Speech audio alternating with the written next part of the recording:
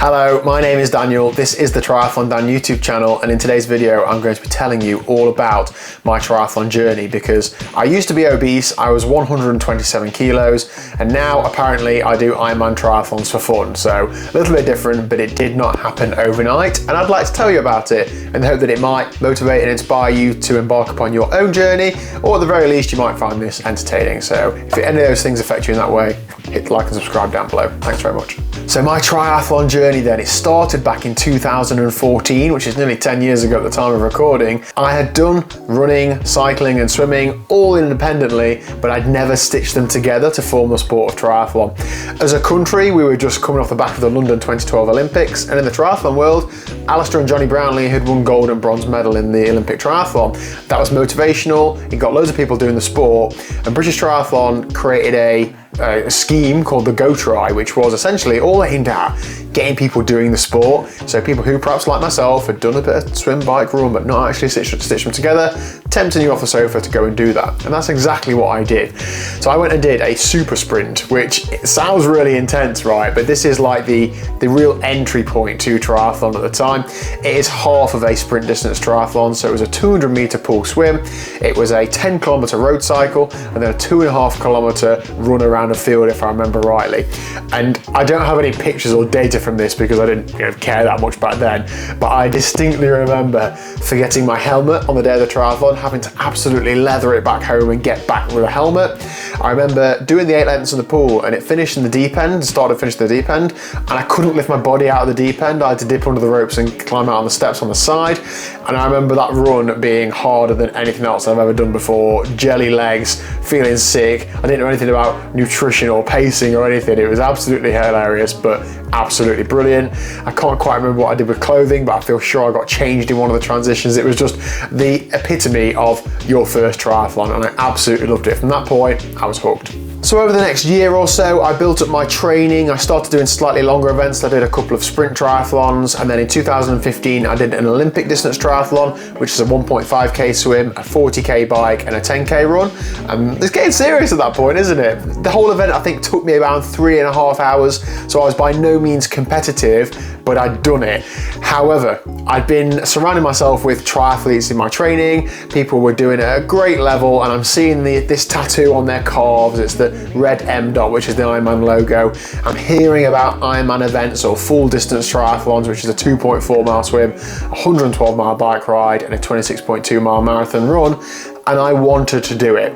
However, I knew that I was a million miles away from being able to do it, but that want was there, that drive was there, so therefore I kicked on in my journey. I ran with a local running club, I cycled with my current cycling club of South Normanton Cycling Club, and I swam with anybody I could find who was also trying to train for triathlon, to try and be as fit as I could be so that I could work towards doing these longer distance events. The fitter you get, the less time these things take, so the easier it is, I suppose, because you're not having to go as hard and you're still within the cutoffs. You can only spend so long doing these things.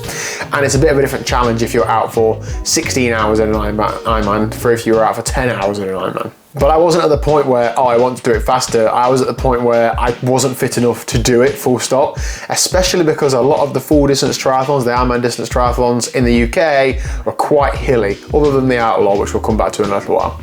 So in 2016, things really got serious. I'd had the best winter's training I'd ever had. I bought a turbo trainer, I'd started riding with a power meter. I was really focusing and structuring my training. I was beginning to understand the science of aerobic training and then fitness and power to weight and thresholds and all those buzzwords that you hear about. I was beginning to get excited by that. So my 2016 started off with me completing the London Marathon. This was a long time bucket list event. I got in on the ballot after several years of trying. I trained specifically for it, I built myself up for it, and I ran 3 hours and 57 minutes. And I remember a couple of key thoughts at the end of that event. Firstly, there's no way I can do that any faster. And then secondly, there's definitely no way I can ever do that after a 2.4 mile swim and a 112 mile bike ride. But how wrong I was about both of those things. And that also gave me a taster into big events. I'd done a few other events before that, like the local sprint try, and you go to that and you think, oh, this is a big event.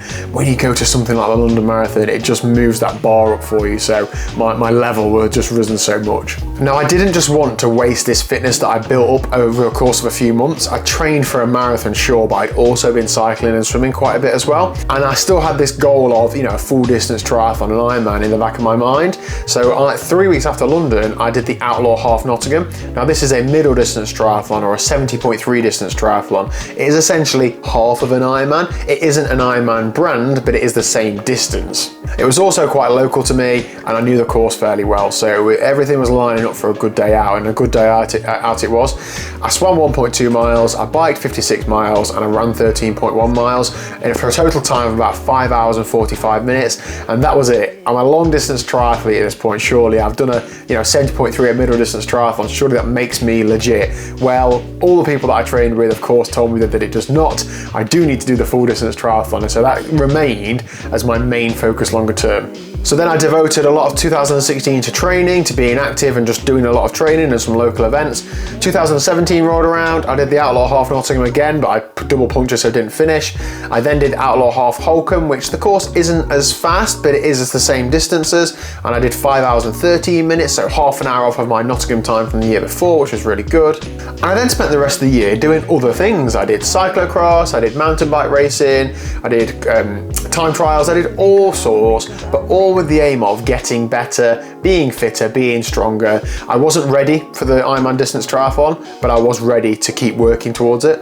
So 2018 was to be my year. This was the year I wanted to do an Ironman. So again, I did my spring the same. I did Outlaw Half Nottingham faster than I'd ever done it before. I broke 5 hours for the first time, 4 hours and 59 minutes in fact, just leaving it to the edge there, Daniel. And then I'd entered Ironman UK to be held in Bolton in July of 2018.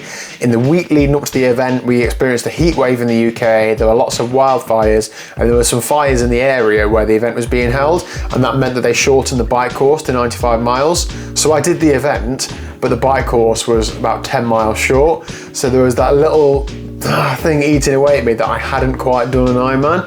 And of course, everybody I knew would be quick to remind me of that. Oh, I did Ironman UK. Oh yeah, but wasn't it that year that it wasn't quite so hard? Now, it was super difficult. It took me about 11 and a half hours with the shortened bike course. So if it wasn't for that, we would have been looking at a 12 and a half, 13 hour day.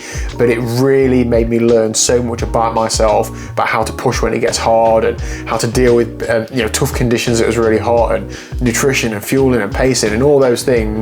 I'd had one bite at the apple, but it was about to get a lot more serious. So in 2019, I'm getting in quite good shape by this point. Triathlon has consumed my life. I'm training all the time for it, doing everything I can to be as fit as I can. And I wanted to do Outlaw Half Nottingham in May, as per normal, check where I'm at fitness-wise, learn from some mistakes and really be as good as I can be. Then I'd entered the Outlaw full distance in July and Ironman Wales in September. These are the same distance races, but the Outlaw Full is renowned to be the fastest full distance in the UK. The course is relatively flat, so I wanted to go there, put in a fast time, go to Ironman Wales, try and get a good result, but it's hillier, so it'd be slower, and then I'd feel like, yes, I have done this, I've completed. However, I did the half and that went fine. I did 4 hours 38 minutes. I was actually really happy with that.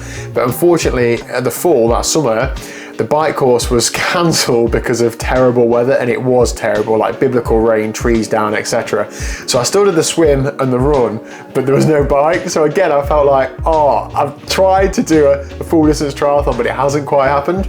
But September 2019 rolled around and I found myself on the beach in Tenby in Wales. The course went ahead as planned, the day went ahead as planned. It was so difficult, but the support in Tenby is like nothing else. And I got my first proper, no changes, no distances amended, Ironman completed, and I absolutely loved it. Now, we all know what happened in 2020, not a great deal in the world of sport, but 2021 rolled around, and because of that cancellation of the bike in 2019 at the Outlaw Full, I felt like I still had unfinished business with that event. So I entered again, and I went back to the Outlaw Full 2021, and I got the full event done in a new fastest time of 10 hours and 48 minutes.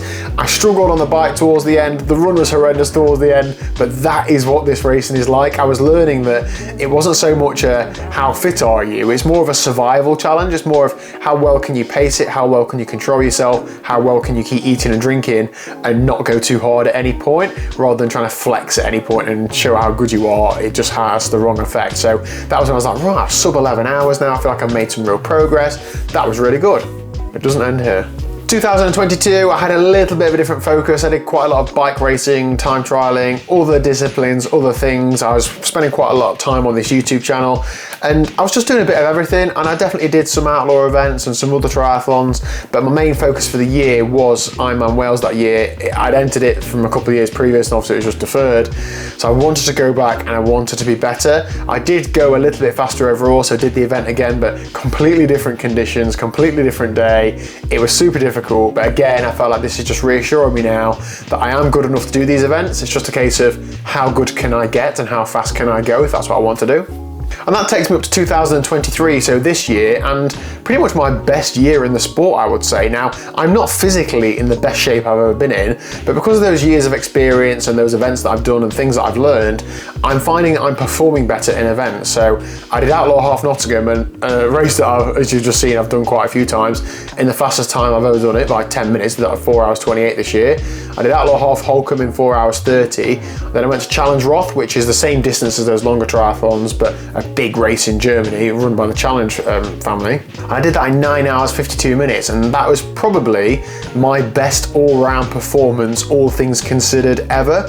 So I'm finishing this year feeling remarkably positive, albeit injured and got a lot of work to do, but I know that that ability is there, but that ability has only come from the experience and the things that I've learned through doing all these events. So if there are some key takeaways I can leave with you from that journey, please do bear in mind the following. Now, not everybody does this the same, people will do this differently, but don't rush the journey. Don't go straight from a sprint triathlon to a full distance, because I find that people get burnt out quite easily and then lose the love for the sport. Really enjoy that journey, building up the distances. If that's what you want to do, people don't always want to go longer and longer. Take it steady, soak it up, learn as much as you can, and enjoy the process. I'd also say, don't be intimidated by what you see people do on the internet in terms of training. Do what you can and be confident in the events you're entering. Any event that is open to mass participants can't be that difficult, surely. If the general public, who are perhaps well trained, can do these races, if you're focused up in watching a video like this, or you're perhaps training quite a lot, you're probably going to be okay. Back yourself, give yourself some confidence, enter the event and get training for it, because you are probably going to be okay, but no refunds if you're not. So there we go, that is kind of, in a nutshell, my triathlon journey. As you can see, I've done a bit of everything and sort of resulted in me doing a few full distance triathlons.